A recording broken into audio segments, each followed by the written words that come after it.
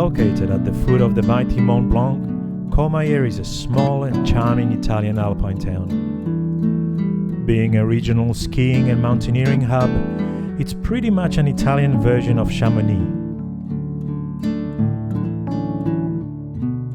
We spend our first rest day here, restock our food supplies and plan the next stage of our hike.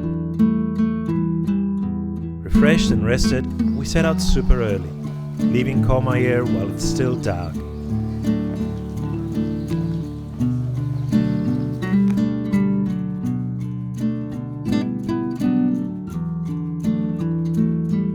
Stage 5 will take us from Courmayeur around Mont de la Saxe to Ferret.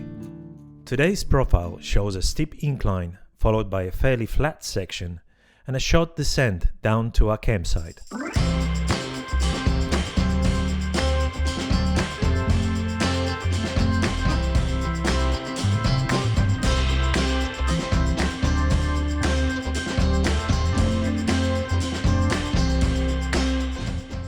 Once again, we start the day with a steep and long ascent. Our pace may be slow, but after a nice and long rest in Courmayeur, we get to the first rest stop sooner than anticipated.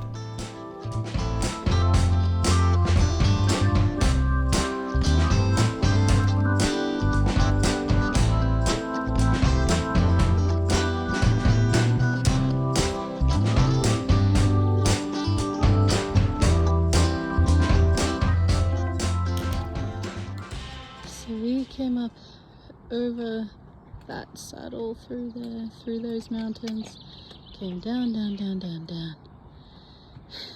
This was the ski lodge area that sucked. And then this ridgeline was a steep ass mountain that we had to go down. And then finally into the mountain bike / bunny slope ski park to Dolonez over the giant river into Courmayeur. And now we're up on the other side of the hill.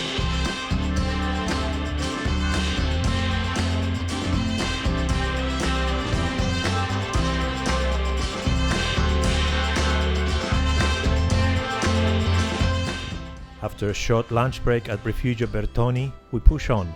The trail levels out and we get to see the main mountain range up close, including the main peak itself, the mighty Mont Blanc. We are literally walking along the ridge, looking down into the valley where we will eventually camp. The weather keeps changing every hour. After some intermittent showers, it gets hot, then super windy, then wet, and then hot again.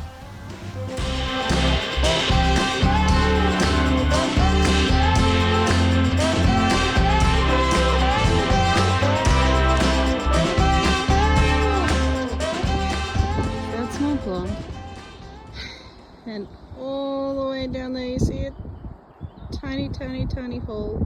That's a tunnel that goes straight through this giant mountain and into Chamonix, France, on the other side of this mountain. Holy shit.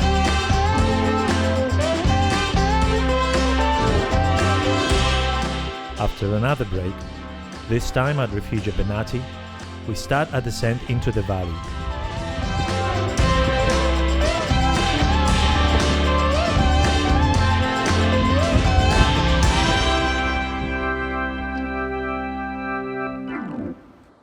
So you can see where we originally came from France. All the way up there. That's the border, that saddle there, and that's where we came from. Oh my god. And you can see this giant glacier we walked past, which is absolutely amazing. And now we can see the one from Mont Blanc too, which is incredible. It's just like no scale to how huge these bloody mountains are.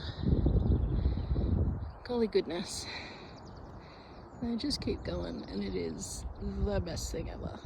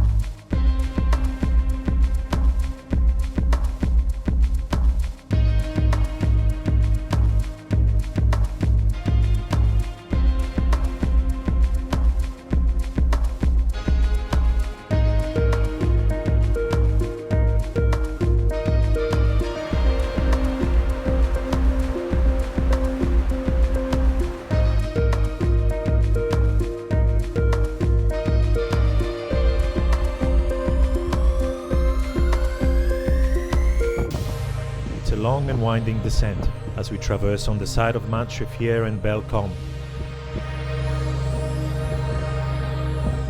The wind picks up again and it gets colder as we move down towards the valley.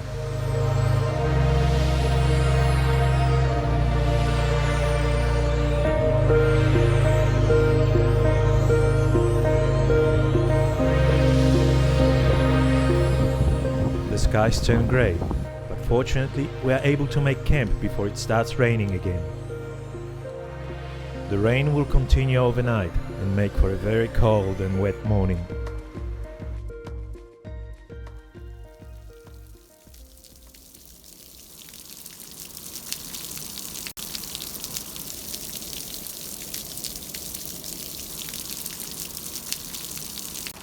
Even though we are already accustomed to our morning climbs, we find this one particularly challenging. Not only is it steep, we gain 800 meters in elevation in just 5 kilometers. The rain also reduces visibility and makes the terrain slippery. We really have to watch every step. We reach Grand Col Ferret before midday and cross over to Switzerland. The weather improves as we start descending on the Swiss side of the mountain. The wind eases and so does the rain. As we move further along, the clouds part and we see sunshine for the first time today. Thank you, Switzerland. This is my favorite part of the day and my favorite sound. Swiss cows.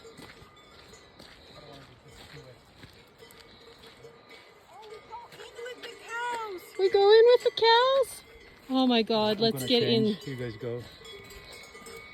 They're so cute. Oh my god, they're lying down right next to the trail.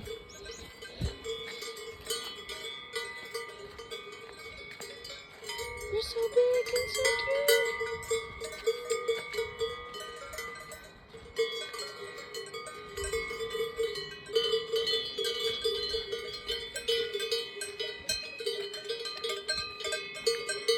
This is my favorite day yet.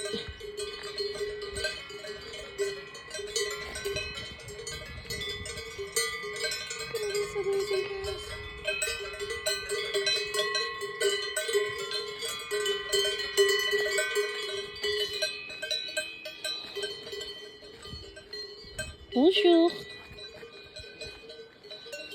Bonjour.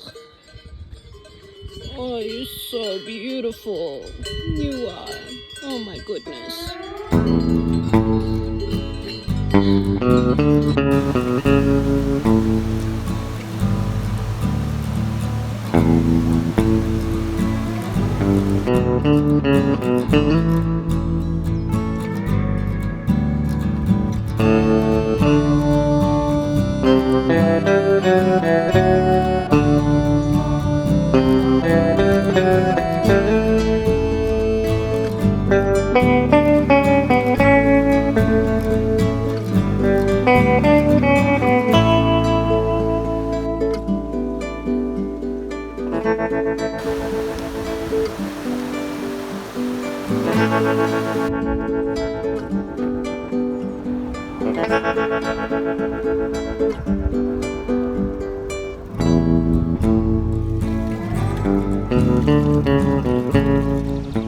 We finally make our way down into La Fouly and the Lake Glacier's camping grounds.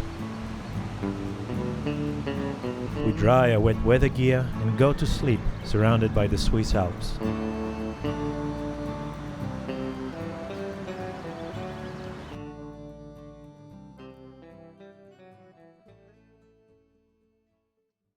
Stage 7 takes us from La Fouly to our next rest and resupply stop at Champex Lac. The profile for this stage looks fairly relaxed for a change. Today's route looks slightly different. Instead of the usual ascent followed by a descent, we first go down for a while before starting a long continuous uphill. The good news is, while it's long, it's also a relatively gentle climb, all the way to Champex.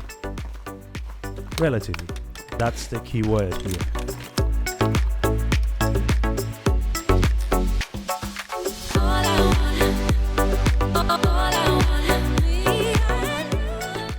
The The Swiss part of the TMB feels much gentler to us. Gentler slopes, greener, softer scenery, and of course the ever-present Swiss cows with their distinctive cowbells.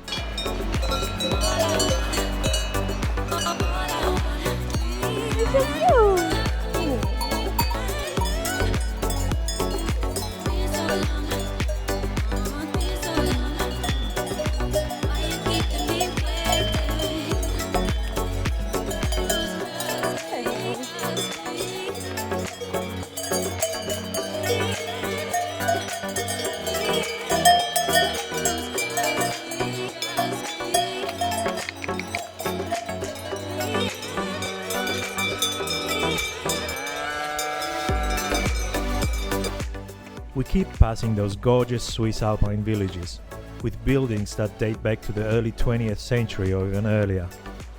It's different to the kind of surroundings we've experienced so far on this hike, but it's just as enjoyable. There's plenty of drinking water along the way, so we only need to carry about a liter each, but we do refill at every fountain.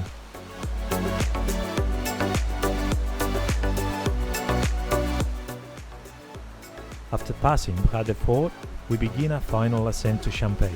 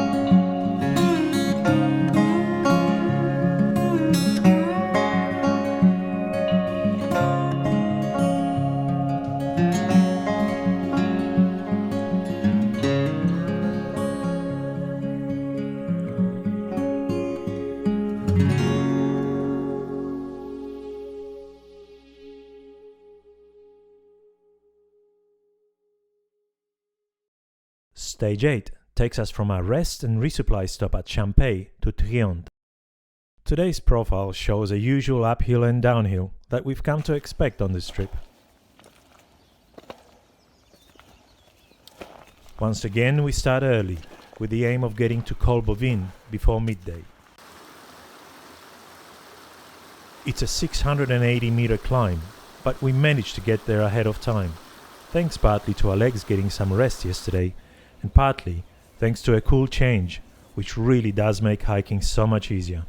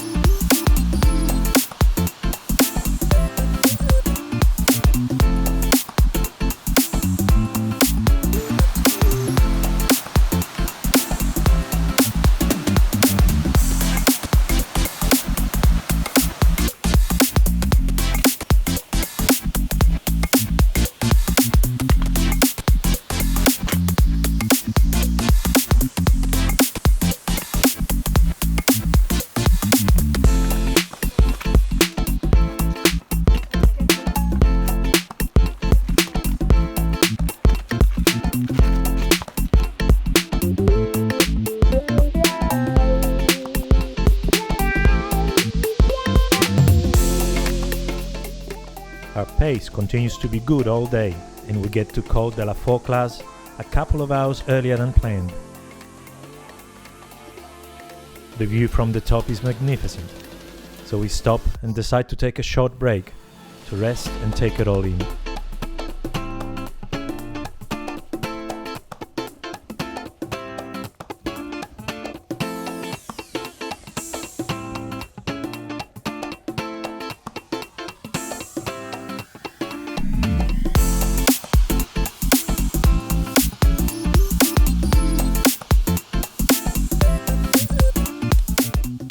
We pass Trion and decide to push on to a tiny hamlet of Les Peuty, which has a small camping area on its outskirts.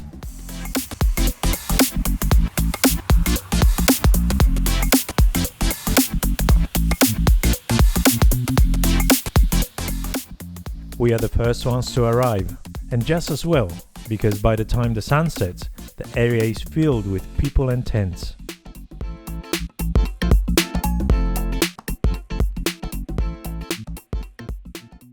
Stage 9 will see us leaving Switzerland and arriving at a little French town of Les-Chapieux.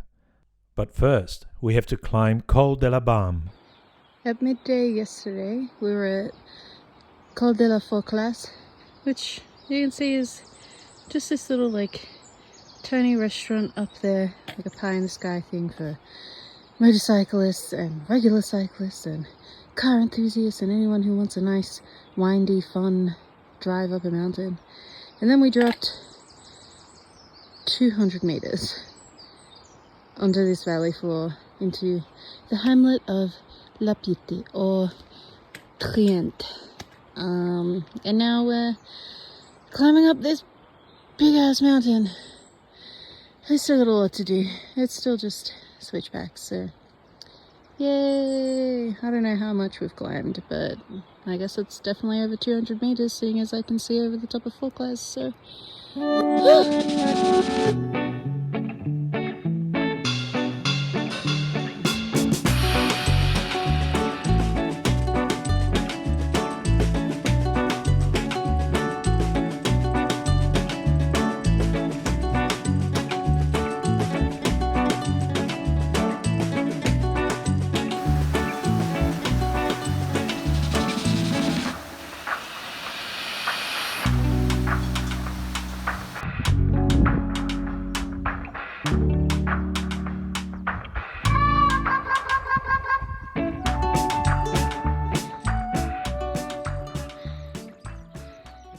the French border over there.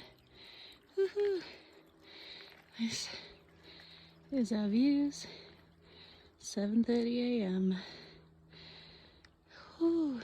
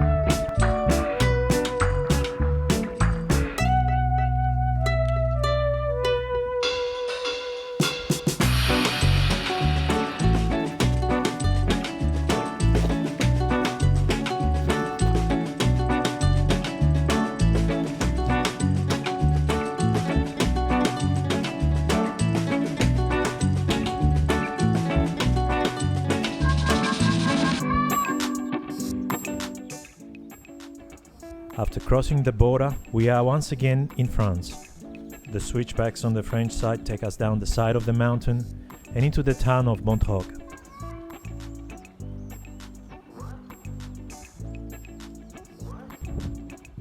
From here, we continue down to Les Chapieux, and our eventual destination for the night, Auberge-la-Borne.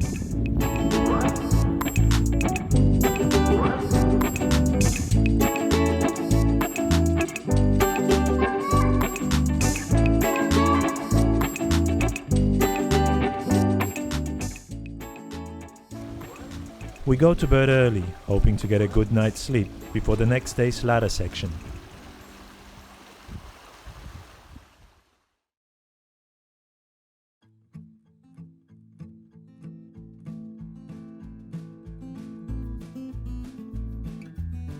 Stage 10 takes us from Les Chapieux to La Flagere.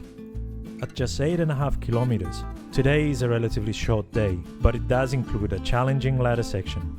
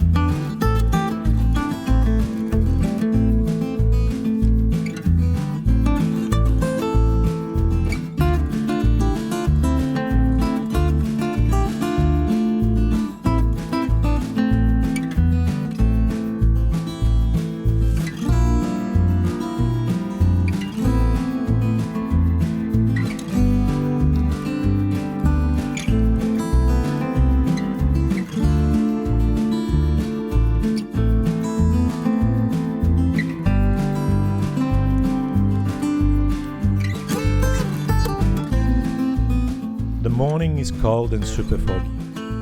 Our visibility is poor as we struggle up the wet and slippery rocks. We finally arrive at the start of the ladder section. The view below is covered by heavy fog. It's a blessing in disguise, as below is a sheer 1,000-meter drop. The ladders are almost vertical, and while not technically difficult, they do require a fair bit of concentration, especially in wet conditions like today. We find the narrow traverses between the ladders actually more difficult than the ladders themselves.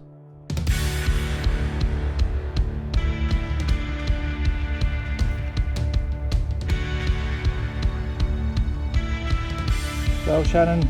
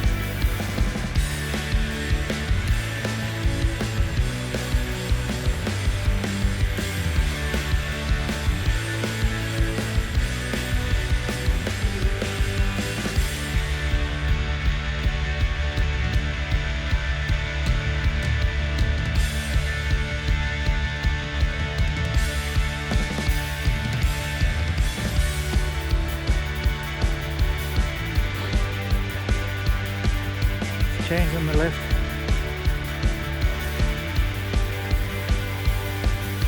Sorry, I might have been here.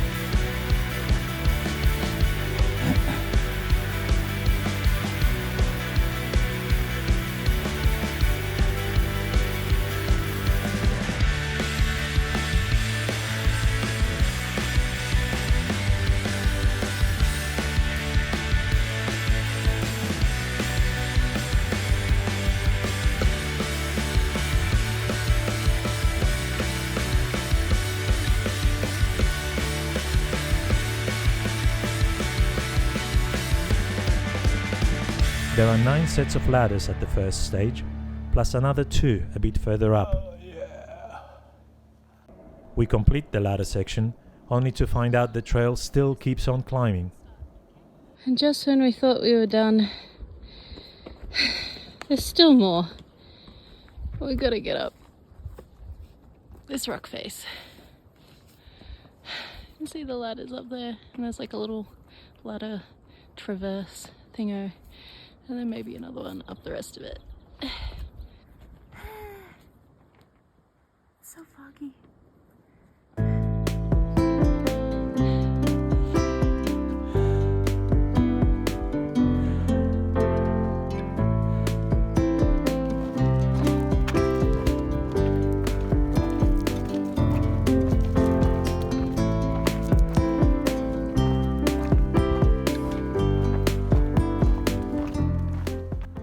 We finally reach the top and hurry to Refugio de la Flagere as we hear a storm approaching. We get there just in time.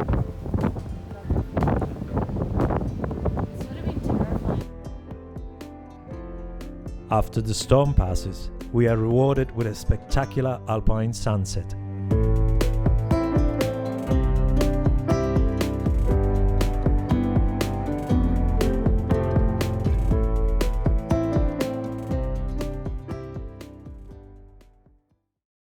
The final stage will take us from La Flagere back to Les Houches. While it looks fairly simple on the map, the last section definitely gave us a workout. We did a total of 17.5 kilometers, and that included a 730 meter climb and a massive 1300 meter descent. Once again, low-hanging clouds obstruct our views, but we do get a glimpse of the mountains once we get to a higher altitude. The path gets rocky and loose. It's easy to lose your footing, so we slow our pace right down and watch every step.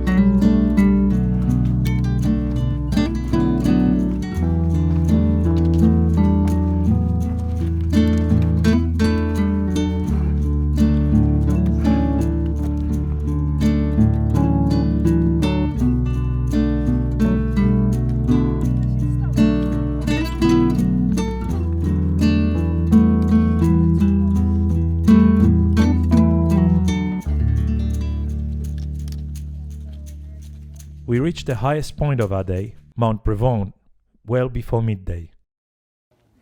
We can feel a light drizzle and hear a rolling thunder in the distance. Within a few minutes, it's hailing. We follow the never-ending switchbacks as we watch the Chamonix Valley get closer and closer. By the time we get down to the tree line, we are cold, wet and tired, but at the same time excited about being so close to the finish.